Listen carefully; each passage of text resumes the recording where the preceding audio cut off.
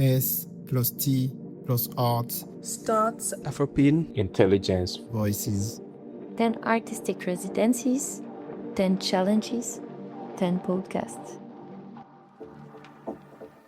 Hi, my name is Khanya Mthethwa, and I am a South African artist working at the intersection of jewellery, archive, and artificial intelligence as part of the S+T+ARTS Afropean Intelligence Residency.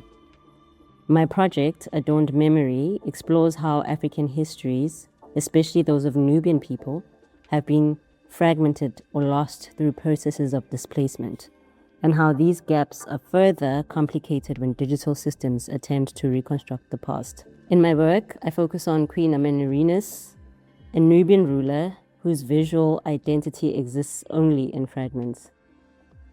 When artificial intelligence attempts to reconstruct her image, it reveals its own limitations. Even when fed with references, the system struggles to resolve a coherent identity, which reflects the incomplete nature of the archive itself.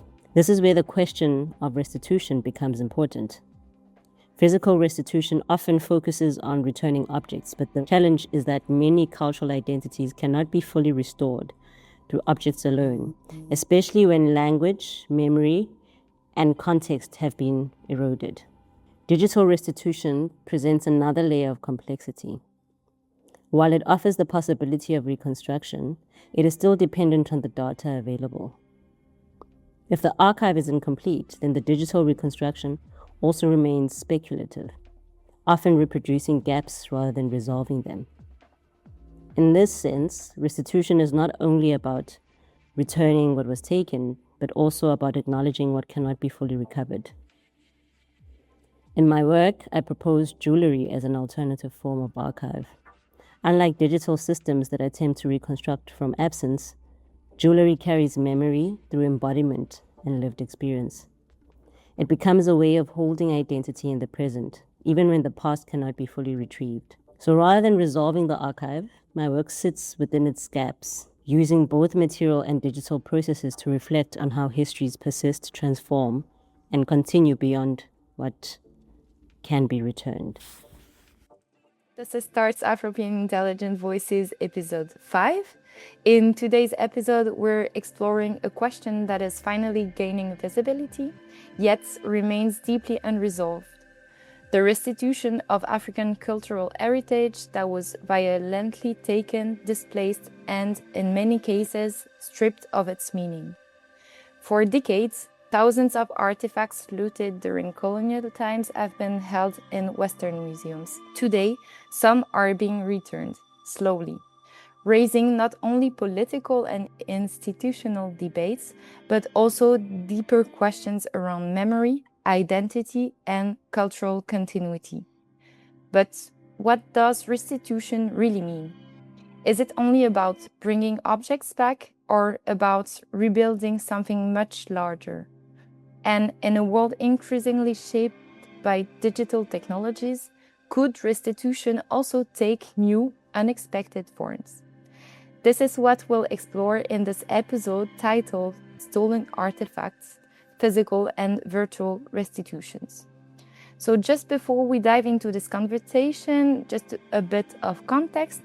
This podcast is powered by S+T+ARTS Afropean Intelligence, a project supported by the European Commission that explores how art, science, and technology can be rethought through Afro-European perspectives. The initiative works to question dominant narratives and technological biases, particularly through the lens of artificial intelligence, while supporting new forms of creative research and collaboration between Africa and Europe.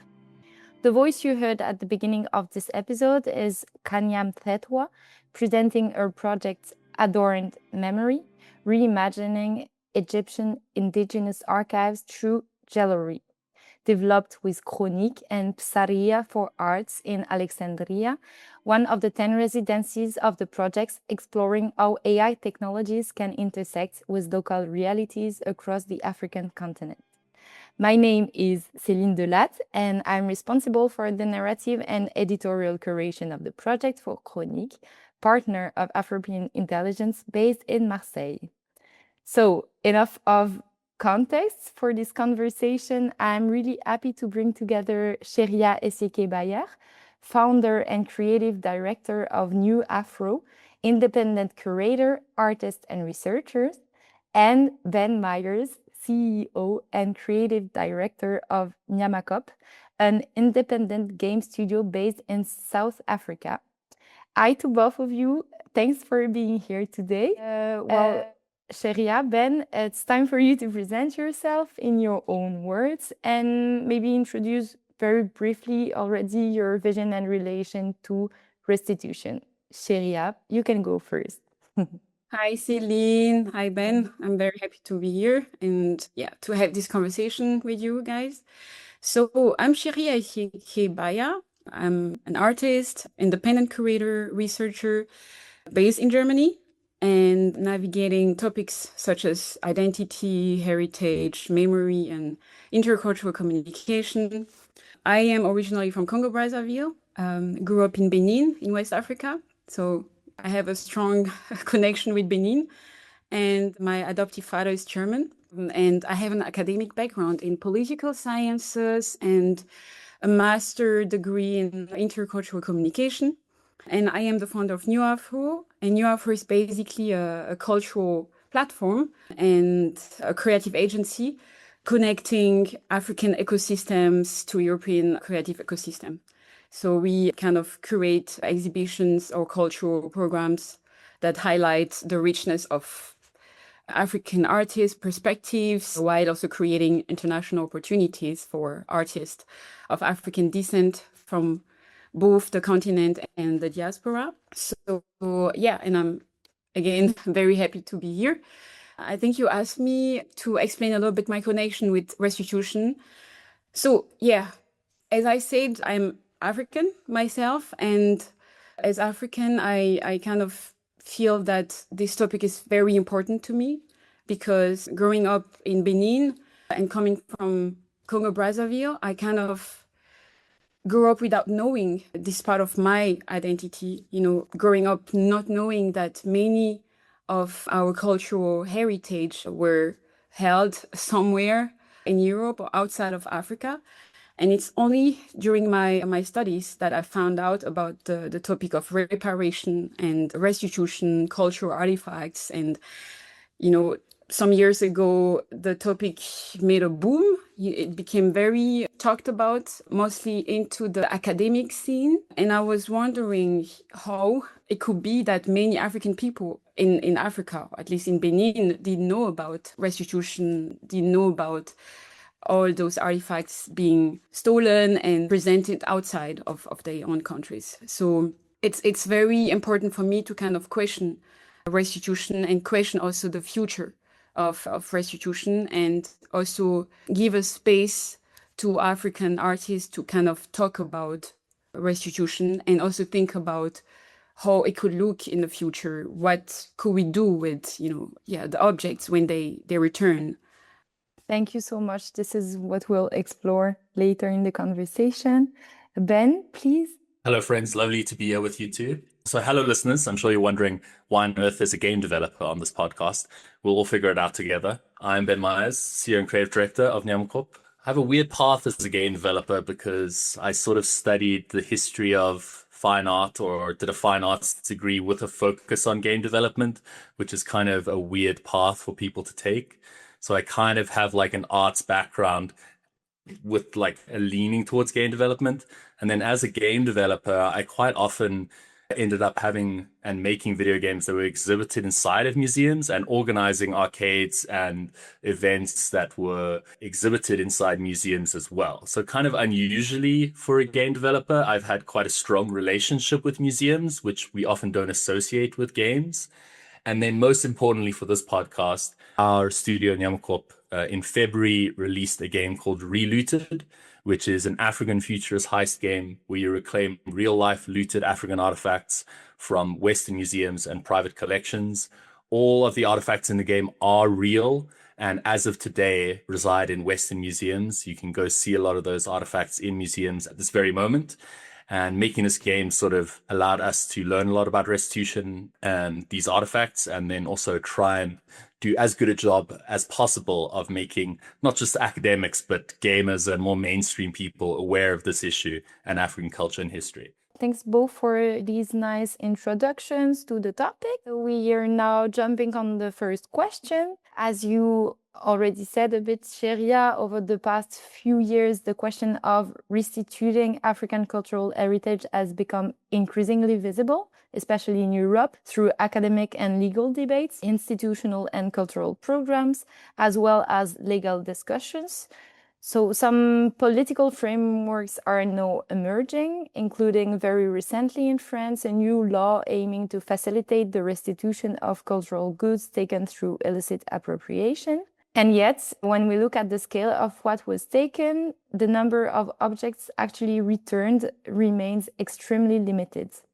So the documentary Dahomey, for instance, follows the return of just 26 royal treasures from France to Benin, out of thousands of artifacts looted during the colonial invasion of 1892. And beyond the symbolic act of return, it raises a crucial question.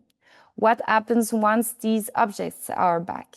Cheria, in your research, Restitution as a Means of Reconstruction, you closely followed this moment and its aftermath. What did you observe? In the case of Benin, the return of these objects was presented as a major step toward reclaiming history and heritage, but in practice, access to these artifacts remains limited, notably due to the lack of ready infrastructure. From your perspective, what has the specific example of restitution actually changed or failed to change? And what new questions does it raise for the future of physical restitution? Yeah, that's a nice question. I mean, we talk about restitution, but restitution is connected to the topic of reparation, historical reparation, right? A restitution, it's a way for many African countries to kind of reclaim a certain reparation, right? Through getting back what was stolen already. In the case of Benin, I went to Benin. First of all, I grew up there, so I spent 10 years of my life in Benin. I left Benin when I was 19 years old. So it's a country that I feel like culturally, I was kind of impacted by Benin a lot. It's a country for me that has a very rich cultural identity. People are aware of who they are. You probably heard about Vodou and the place of this spirituality in people's daily lives. And the new government, I mean, it's not a very new government, but the President Talon, who is president since 10 years now, had invested a lot into culture, into tourism. And that was also one of I think, the main reason why Benin communicated so much about restitution, and they worked closely with the French government to get 26 artifacts back. We're talking about 26 artifacts. And when we talk about Benin and the amount of cultural artifacts that are still somewhere in France, for example, right? We talk about 1,000 of artifacts. So when we think about 1,000 and then we think about 26, to me, the number is, I mean, it's great that they managed to get 26 artifacts back, but to me, it's still nothing. It's also still nothing because in 2022, when the 26 artifacts got back, there were huge communication around it, right? Everyone was talking about it. They organized, like the government organized an exhibition at the presidential palais présidentiel, and it lasted 8 months, I think. It was supposed to be exhibited during 4 months, but they kind of prolonged the time because many people came. I think we talked about 800,000 people who came from everywhere around the world to kind of see those artifacts. But after that, nothing. I mean, they're building a museum that is supposed to welcome, the 26 artifacts and also welcome other artworks from different artists, contemporary artwork from Benin and elsewhere. that's good, right? We're talking about museum, and this is also another topic, right? Decentralizing or kind of, this Eurocentric way of looking at things sometimes, it's also a problem. But 4 years after the restitution of the 26 artifacts, my observation after talking to the ecosystem, right? I talked to different people, artists, gallerists. I tried to also get in touch with people who are in the government, working at the cultural ministerium, people who were active in the returning, the discussions, etc. What came out was, it was emotionally deep. It was emotionally good for people to see those artifacts. They heard about it. They didn't know how they looked like. For them, it was kind of incredible to see what their ancestors were doing back then, because today you have artists who create, or you see like there is this impact of the way they do things, without even being aware or without having the artifacts physically. In Benin, they were able to kind of be inspired by what the ancestors were doing, right? Without having them physically in front of them. So it was incredible for many to see what they were capable of doing, how creative they were, and to get the things back. Emotionally, it's like, when you lose something and you get it back, it's strong. But then, if we should talk about the arguments for restitutions, the argument of restitution being a catalyzer of a stronger cultural identity. In the case of Benin, 4 years after the returning of the 26 artifacts, there is no huge impact, and nothing has changed so much for people there. For the youth, for students, for artists. It was nice. They saw the 26 artifacts, but beside of everything that is going on economically, right? The government is investing a lot. Tourism it's becoming like very important for Benin. There are millions of people visiting Benin every year.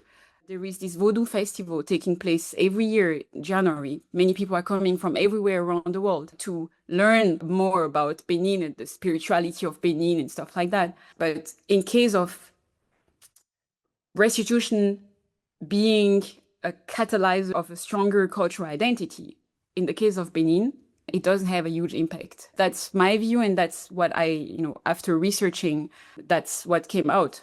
I would love to ask a follow-up if you don't mind. I was at an event recently in Los Angeles at a museum who had repatriated a bunch of Ashanti artifacts back to Ghana just in time for the 150th anniversary of the sacking of Kumasi. And the curator who was involved in that process said something that really stuck with me, which is the thing about this repatriation is it's been 150 years, right? The wounds have almost healed over from that theft. Like you feel the sense of loss, right? But then when these things are returned, it's almost like the wound is opened again and you're trying to figure out what that means, right? But if you think about that period of time, 150 years, I think what's interesting is maybe like the long-term impact of access to this heritage. It's such a small period of time, like 4 years. And it's almost impossible to conceive what that sort of like cultural identity or sense of self can do, where it's like, these are my ancestors and this is the amazing things they did like hundreds of years ago. It's almost like that sort of identity maybe shapes you over the course of your life rather than having this like immediate impact. So do you think it's maybe in terms of your research more about this longer term look on the impact? I'd be curious what you think. Yeah, sure. I mean, it's too early right now to really measure the impact. I like to talk about the impact not only in the society, but also in the creative scene. The way artists create, for example, or if they get inspired or if they question. Right now, it's kind of complicated to talk about the impact, right? Because we have to look into different arguments for restitutions to kind of see, okay, if we use the argument of, okay, restitutions, the cultural artifacts need to go back where they belong to because there is this emotional connection missing, or because it can be used to put Benin, for example, on the map. We kind of have to see a little bit like in which field it can really impact. But the research was mostly focusing on the creative part of the returning. And I was like I really wanted to talk to the artists because I feel like sometimes we don't ask them much about how they feel, because at least at the end of the day, we're talking about artifacts, we're talking about art. Today, those objects are considered being artworks. They had spiritual meanings back then, but today we talk about artworks. So it's very important to kind of have conversations with artists and ask them, okay, when you see this, do you feel like, okay, what you've done until now wasn't good enough or wasn't strong enough? That was very interesting because many told me, yeah, it's nice. I know someone or my uncle used to paint like this or used to create that way. So for me, it's not something new. For me, it's also not very interesting to have this thing here because spiritually, I don't feel connected anymore because if I may talk like that, the juice was extracted. So I don't feel any strong connection anymore.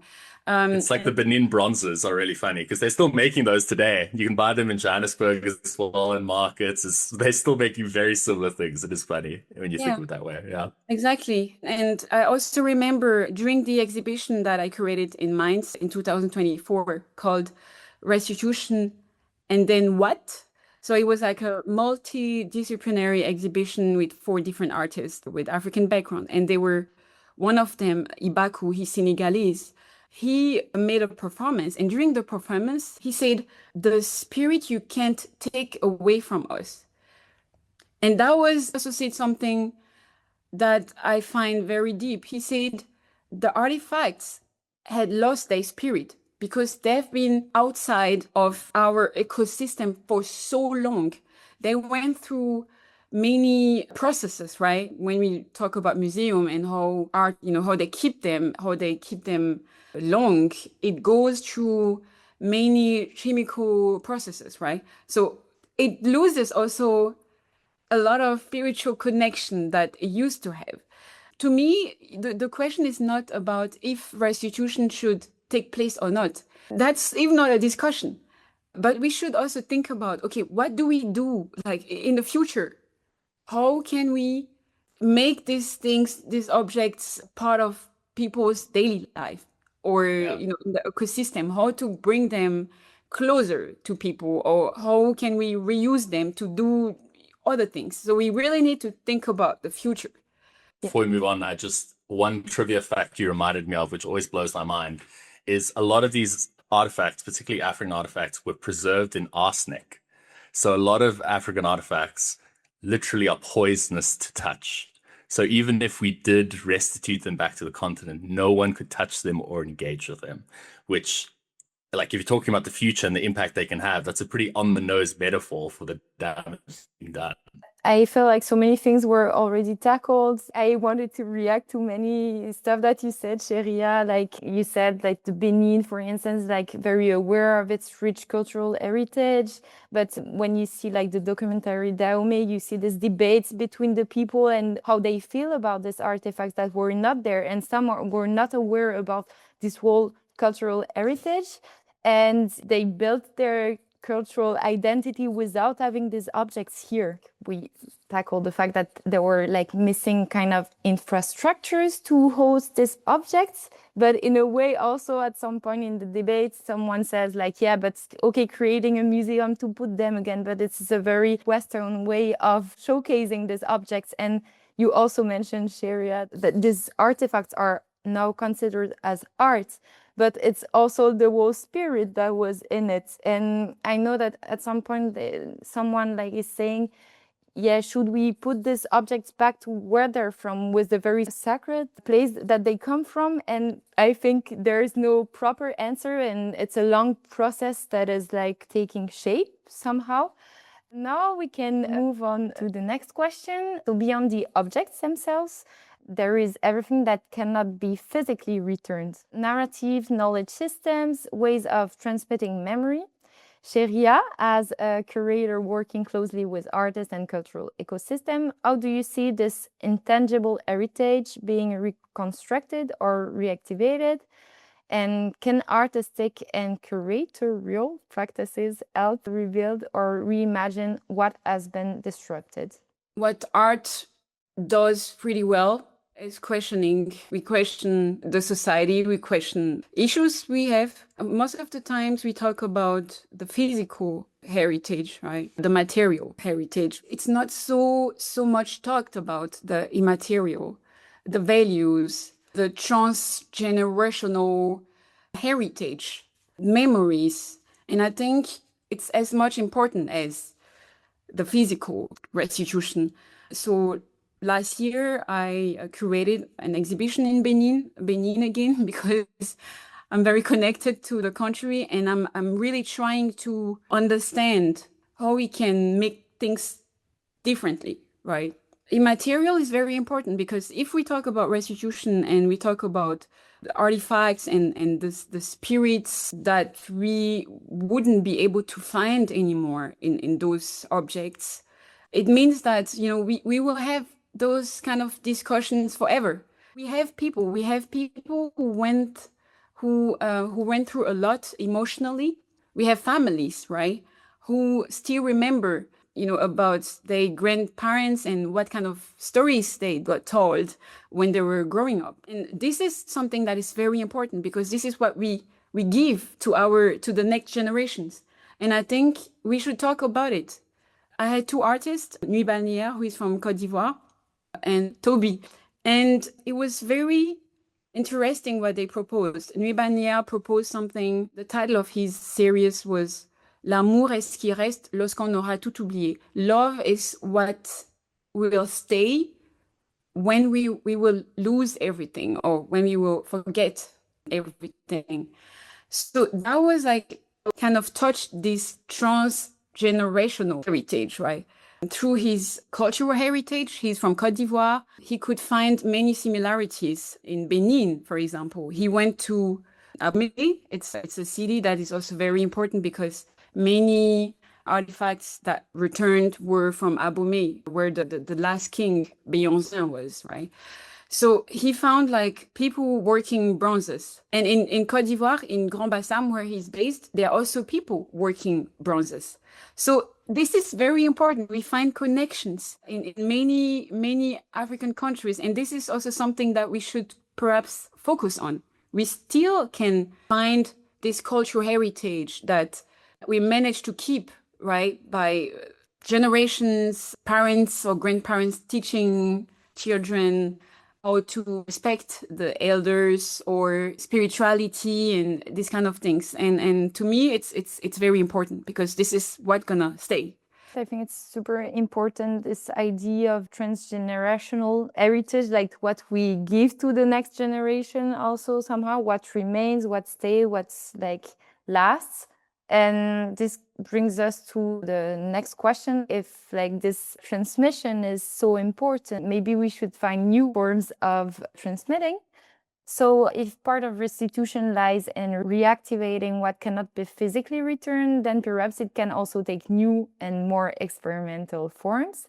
Then your work with Nyamakop takes a very different but equally powerful approach. So with the freshly released game Relooted that you mentioned earlier, you invite players to steal back African artifacts from Western museums, turning restitution into an interactive and speculative experience. So in a way, this becomes a form of symbolic or virtual restitution. What was your approach in designing this project, and what kind of awareness are you hoping to create through the medium of gaming? Yeah, easy question. We usually say reclaim as well, by the way. A lot of people say steal back, but we don't like that. We prefer reclaim for these artifacts. The game tries to do an enormous number of things at the same time. To give you a broader context for it, in the game, there's this character called Professor Grace, who's been working at the African Union to essentially come up with this treaty called the Transatlantic Returns Treaty in the game. And this treaty is supposed to be, the final legal loophole closed to make restitution of African artifacts happen. Except there is one sort of line in the treaty which says that museums only have to return artifacts that are on public display. So all the museums around the world start taking artifacts they don't want to send back off public display and only exhibiting them in private. And this is where the name for the game Relooted comes. The prefix RE in English can mean to undo or to do again. And in Relooted, they're basically looting the artifacts again, both from the people they were taken from, as well as their own people who now no longer may see these artifacts on display. But then obviously the team is undoing the looting by bringing it back to Africa as well. So the game is set like 100 years in the future, and it sort of is parodying a lot of things. This sort of treaty is parodying the way a lot of legal loopholes were done to remove these artifacts from African countries, but also all these legal loopholes that museums use to keep the artifacts that they now have. Very convenient. They can use loopholes to get them, but they can't use them to give them back. So the game tries to parody a lot of things that are happening in this conversation, but it also tries to just frankly cut to the core of it. Just be like, let's stop talking. Stop talking about how complicated it is, how difficult it is. Let's just imagine what it's going to feel like when these artifacts come home. It's essentially this like straight to the point power fantasy of go in, get that artifact, bring it home. And in the game, there is a real place on the continent called the Museum of Black Civilizations in Dakar, Senegal, which is basically this huge museum which is deliberately left empty because they're waiting for all the artifacts to come back from the West. At the end of Relooted, the heist crew, who is made up of normal everyday people, breaks into this museum and puts all the artifacts they've taken over the course of the game into this museum. So there's now once empty space, huge, vast hall is now completely filled with artifacts that they've reclaimed from around the world. And that becomes the central staging point for all artifacts and these more complex discussions to happen. It's like, who do these go back to? How do they go back to people? But at least for a time, these artifacts are back on the continent. And in terms of what we were trying to address with this game, it's a lot of things, but I think centrally we wanted people to be aware of the sort of scale of looting that's happened. We're probably talking about millions of individual pieces, I would say, that were looted from the continent. Like 90 to 95% of African cultural heritage is a lot. And that's from a French government report that estimates that. So we wanted people to understand the scale of what we were talking about. We wanted people to know about very specific artifacts that they might not know about with, honestly, heartbreaking stories. We wanted to leave players with, the question of why is this in a museum? Why do you have this? And then thirdly, we just wanted to give people an opportunity to learn about African culture and history, which I don't think enough of us, even on the continent, know about. And that's one of the most heart-wrenching things of these artifacts being taken is in many ways, it's stolen a continent's understanding of its own history and beauty. And instead, it's been replaced by a suppression of understanding. Like, for example, probably not many people know that there's only 3 places in the world that independently created advanced metallurgy. One's in Europe, one's in Asia, and one's in West Africa. Like, ancient African civilizations were hyper advanced. But if you steal the evidence of that, how are Africans ever going to understand that about their own history? So the game tries to do a lot of things at the same time. Some land, some don't. But it's at its core, it's just trying to cut through the more complicated parts of the restitution debate and just be like, here's what it might feel like. Never forget what it's going to feel like when all these artifacts come home and how good that might feel. Yeah. Thank you so much. I feel like it's a very beautiful way to feel participating in this movement. Game is always a very good medium for that, like this feeling of taking back agency and being part of what's happening, having this active feeling, I think is very important. Cheria, do you want to react? Yeah, I have a question. I find it amazing what you were capable of doing with your team. Congratulations. I have a question. It's like, why did you choose the museum in Dakar? Because I know also that in South Africa, you also have museums. We do, yeah. I think the reason we chose that one, it's actually the only real museum in the game. The game has all real artifacts, but no real museums. Anytime you go to the West, we either call it the Old World, which is generic Europe, or the Shiny Place, which is generic USA. But the Museum of Black Civilizations, we went with that just because when researching the game, I came across the curators sort of alluding to the fact that they were deliberately leaving the space empty as a point to show like how vast the problem was. And just this image in my head of this vast empty space now suddenly filled up. It's just like that loop felt so like elegant and to the point. So it was less about what the museum represented so much as that empty now full. I think it's also interesting that from what I understand, that museum, the whole idea of it was like to bring cultural heritage from across the continent to one place, if for like rotating exhibitions and things like that. So it just felt like a very apt place to at least be the staging point for where these artifacts can go back from, because it needed to be a centralized place. And then at least then it was on the continent and they could decide where they should go from there. But mainly it was just this empty, full thing that felt really cool to be able to visualize and create in the game. It's very interesting because I did read somewhere, I think it was a German newspaper you gave an interview to.